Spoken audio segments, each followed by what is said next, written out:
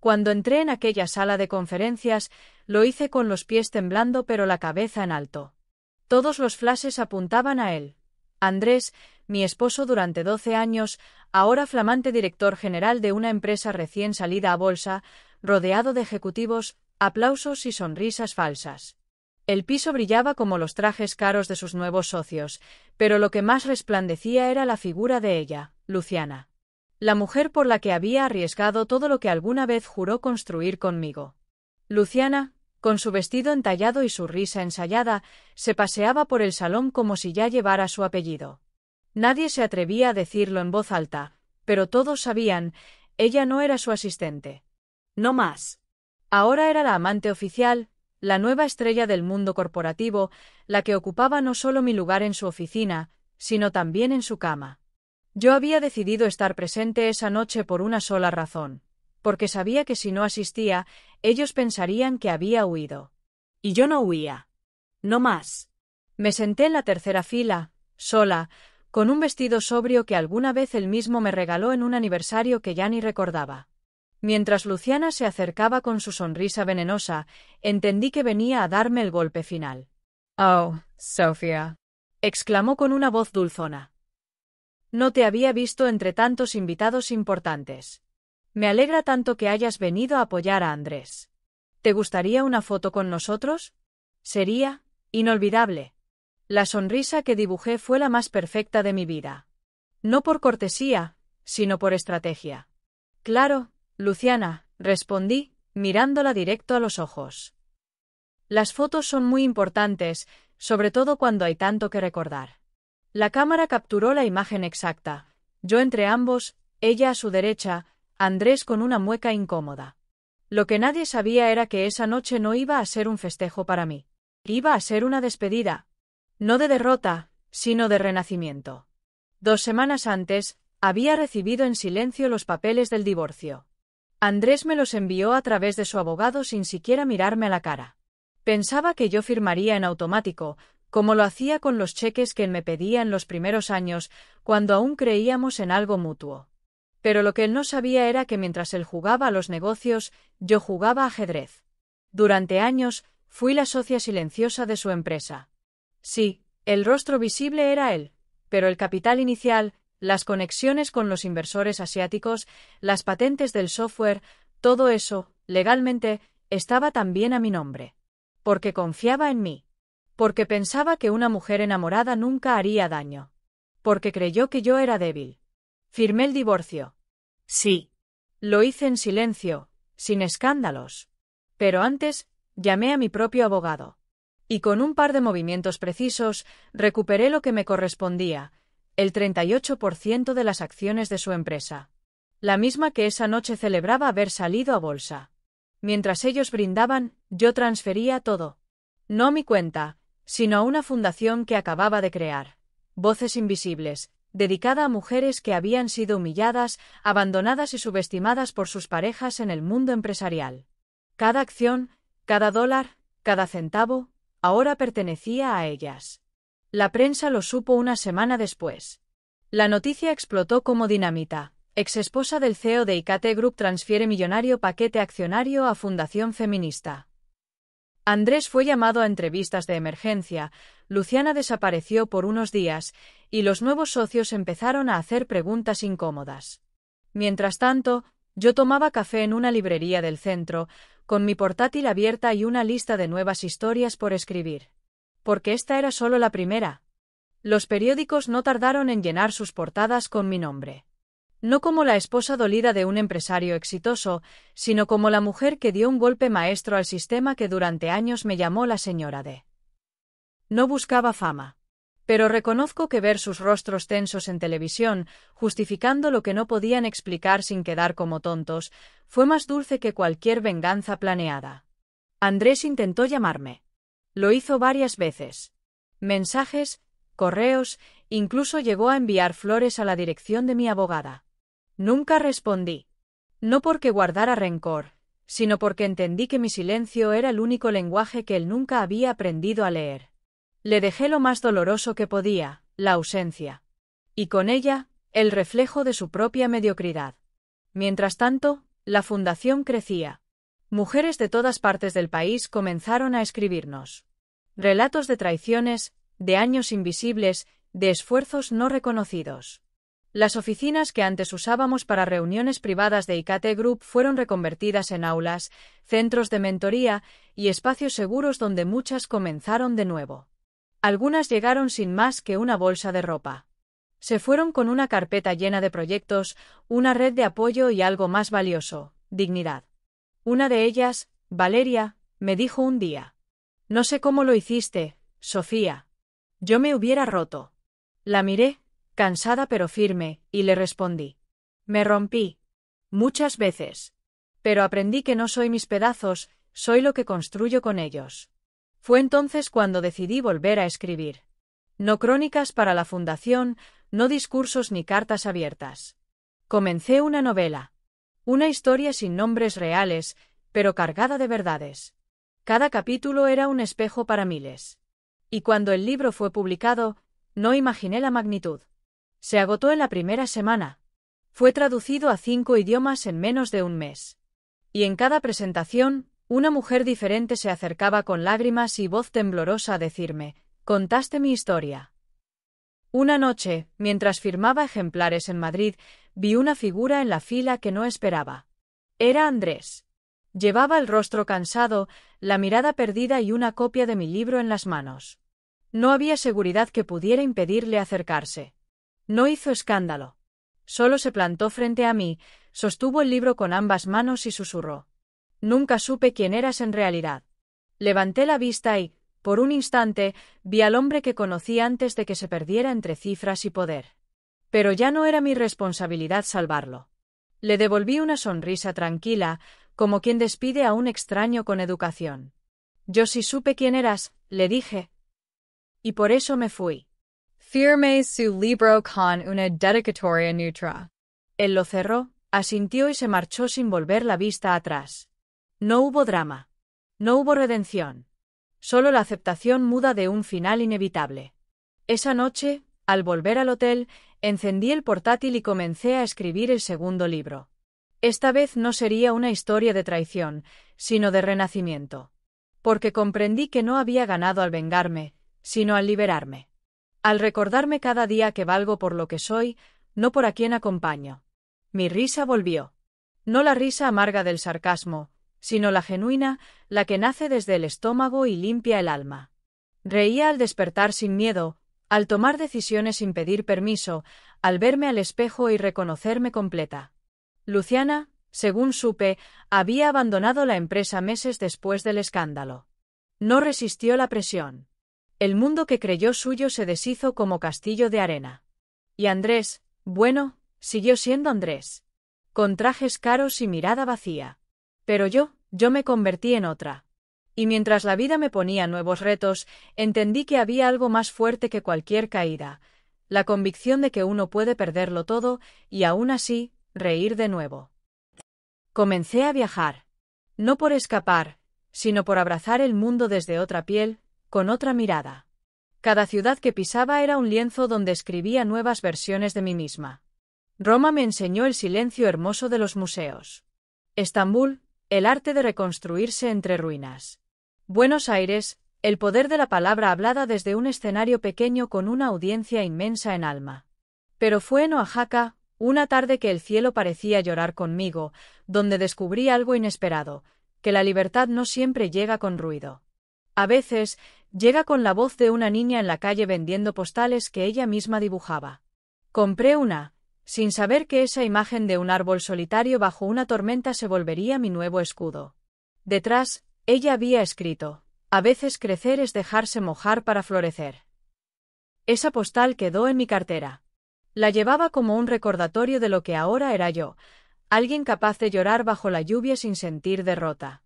Desde ahí nació la campaña más íntima de la Fundación, Florecer Mojadas, dedicada a niñas que habían sido olvidadas por un sistema que las juzga antes de escucharlas. Todo eso era posible porque, por primera vez, había dejado de buscar aprobación. Porque no necesitaba que el mundo me validara como la mujer de Hola XD. Ahora era Sofía Vargas. Escritora. Fundadora. Mujer sin apellidos prestados. Y en medio de todo eso, un día me invitaron a dar una charla TED. Dudé. Temí parecer otra influencer con frases vacías. Pero entonces recordé mi primer día en la sala de conferencias, cuando Luciana intentó humillarme con una foto. Y entendí que no hablar no era humildad. Era silencio cómplice. Subí al escenario con el mismo vestido con el que firmé el divorcio. No por drama. Por mensaje.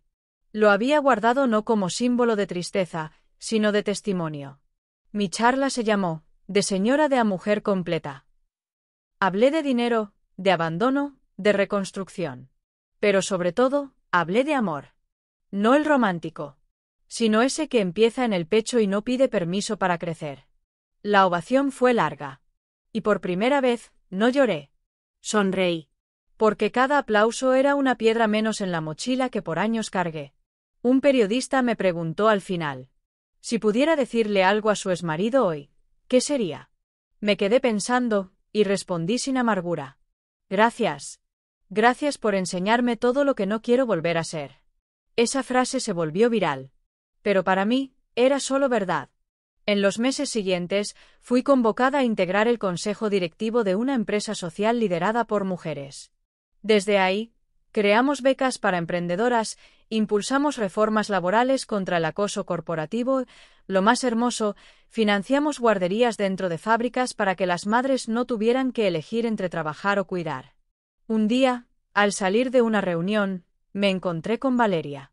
Aquella mujer que un día pensó que se rompería. Ahora era directora de uno de nuestros centros. Me abrazó fuerte y dijo: ¿Te das cuenta, Sofía? Éramos cenizas. Y ahora somos fuego. Me quedé con esas palabras. Eran más que poesía. Eran historia. Porque esta no era la historia de una mujer que fue humillada por una amante en la cima del éxito de su esposo. No. Era la historia de una mujer que fue capaz de perderlo todo, mirar su reflejo entre las ruinas y decir: aquí empiezo de nuevo. Pero esta vez, por mí. Y mientras el mundo seguía girando, mientras nuevos nombres aparecían en las noticias y otros escándalos tomaban protagonismo, yo caminaba en paz. Porque ya no me importaba ser tendencia. Me importaba ser verdad.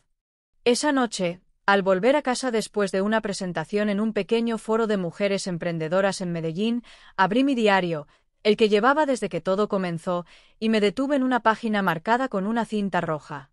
Era el día en que había firmado los papeles del divorcio. Lo había escrito con tinta negra, casi rabiosa, en una caligrafía desordenada, llena de ira, miedo y una tristeza que apenas hoy podía reconocer. Leer esas palabras ahora me resultaba extraño, como si hubiese sido otra mujer quien las escribió. Y en cierto modo, lo era. Porque la Sofía de hoy no se rompía por miradas de desprecio ni por palabras envueltas en hipocresía. Ya no sentía vértigo al entrar sola a un salón lleno de poderosos, ni se preguntaba si su voz sería escuchada. Ya no buscaba ser digna para nadie. Se sabía digna por existir, por resistir y por renacer tantas veces como fuera necesario.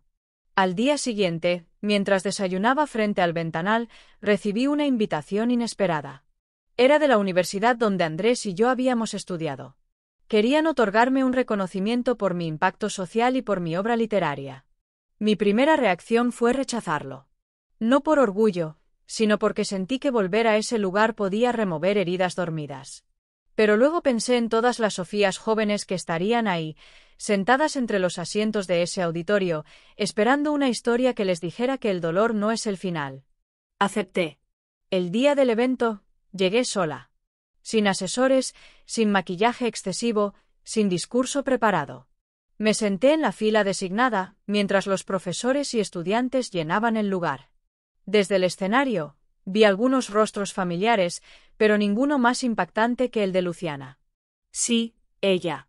Estaba sentada al fondo, mucho más delgada, sin ese brillo artificial que alguna vez la rodeó. Su rostro parecía cansado, pero no había arrogancia en su mirada. Cuando nuestras miradas se cruzaron, no hubo odio. Solo un instante de humanidad compartida. Supongo que ambas sabíamos lo que es perder algo que creímos eterno. Cuando subí al escenario, el silencio fue absoluto. Respiré hondo y hablé sin papeles, sin filtro. Durante muchos años, comencé, Creí que el valor de una mujer se medía por lo que era capaz de sostener: un hogar, una relación, una empresa, una apariencia. Pero estaba equivocada. El verdadero valor se mide por lo que una mujer es capaz de soltar, sin perderse a sí misma en el intento. Hablé de mi historia, no con drama, sino con verdad. Del amor que se marchita, de las traiciones que duelen, de las risas falsas en recepciones llenas de hipocresía. Pero también hablé de los abrazos nuevos, de las mujeres que me inspiraron, de las noches en vela que terminaron en amaneceres llenos de fuerza. De cómo soltar no fue perder. Fue ganar una versión de mí que nunca imaginé. Cuando terminé, no hubo aplausos inmediatos. Solo silencio. Un silencio denso, cargado de emoción. Y entonces, desde la primera fila, una joven se puso de pie. Luego otra. Y otra. Y otra. En pocos segundos, todo el auditorio estaba de pie, aplaudiendo, llorando, sonriendo. Ese sonido, ese momento, fue más valioso que cualquier premio, cualquier portada, cualquier venganza. Al bajar del escenario, Luciana se me acercó. Dudó, tragó saliva, y finalmente dijo: «Yo también fui usada, Sofía. Solo que me di cuenta demasiado tarde. No supe qué decirle. Solo asentí. A veces el perdón no necesita palabras, solo un gesto que diga ya está». Salí de la universidad con el corazón liviano. En mi bolso, llevaba una copia de mi segundo libro, aún sin publicar. Se llamaría La mujer que soltó el mundo y se quedó con el cielo. Porque eso era ahora. Una mujer que había soltado cargas, nombres, estigmas, heridas, y se había quedado con la paz de quien no necesita ganar para sentirse completa. Caminé sin rumbo por las calles antiguas de la ciudad. La lluvia comenzó a caer, suave, como un susurro. Y no corrí a refugiarme. Seguí caminando, mojándome sin miedo. Porque ya no me asustaba la tormenta. Había aprendido a bailar bajo ella. La lluvia empapaba mi ropa, pero no me importaba. Porque en ese momento entendí que la vida, con todas sus caídas, con todas sus traiciones y dolores, me había preparado para estar exactamente aquí, de pie, en paz, libre. Ya no era la esposa traicionada, ni la mujer humillada por un amante frente a toda una sala de empresarios. Era una mujer que había tomado su dolor, lo convirtió en fuego y de ese fuego, forjó alas.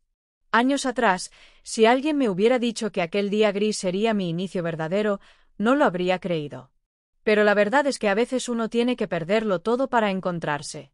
Soltar no fue fácil. Amar sin que te amen de vuelta. Entregarlo todo para ser descartada como algo viejo, eso te puede destruir si no te agarras fuerte a tu esencia. Y eso hice. Cuando nadie me abrazó, me abracé yo. Cuando nadie creyó, creí yo. Cuando todos me señalaron, me levanté con más fuerza. Hoy, el mundo ve mis logros, los libros vendidos, la fundación que ha cambiado miles de vidas, los auditorios llenos de personas que escuchan mis palabras como si fuesen medicina. Pero lo que nadie ve, lo que solo yo sé, es que mi verdadero triunfo fue recuperar mi voz. Esa que él intentó apagar. Esa que yo misma escondí por años para que él brillara. Y lo más irónico es que no necesité venganza. No necesité devolver la humillación. La justicia más dulce fue seguir adelante, florecer, hacer el bien, y ser feliz. Porque nada incomoda más a quien quiso destruirte que verte sonreír con verdad. Recibí cartas de mujeres de todas partes. Mujeres que encontraron en mi historia el coraje que les faltaba para salir de sus propias jaulas. Y comprendí que no estaba sola. Que nunca lo estuve. Que cada lágrima mía era un eco de millones. Un día, en una de nuestras sedes en Valencia, una niña de 12 años se acercó, con los ojos brillantes, y me dijo: «Señora Sofía, cuando sea grande quiero ser como usted». No porque escribió libros, sino porque no se dejó romper. Yo me agaché, la miré a los ojos y le respondí: No seas como yo. Sé mejor. Nunca dejes que nadie te haga sentir menos por ser sensible. Tu sensibilidad es tu fuerza. Al volver a casa esa noche, abrí una caja vieja donde guardaba recuerdos. Encontré la postal de la niña oaxaqueña, la que dibujó un árbol solitario bajo la tormenta. Y al mirarla, supe que esa imagen era yo. Sola, sí, pero firme.